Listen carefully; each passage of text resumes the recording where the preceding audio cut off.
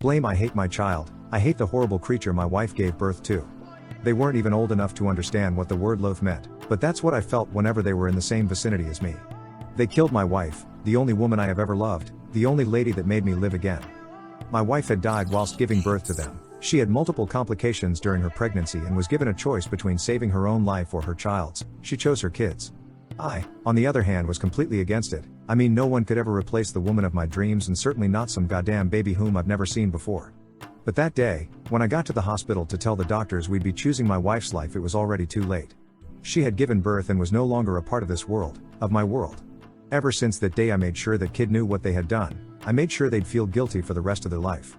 What hurt the most was whenever I looked into their eyes. Oh, those eyes. They looked so much like their mother's. Those beautiful big forest green eyes. And that beautiful long silky dark chocolate hair I fell in love with.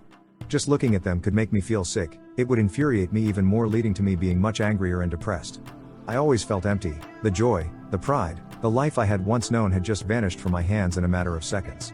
I couldn't bring myself to celebrate their birthday because that would just remind me of the day I lost everything. I couldn't even stand seeing them be happy on the day my wife died.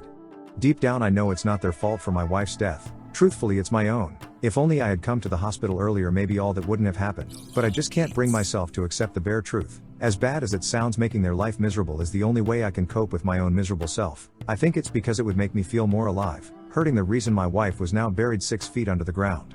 I would go drinking every thought I had away. The pure burning sensation in my throat from the liquor I would swallow made me forget about how miserable I had become.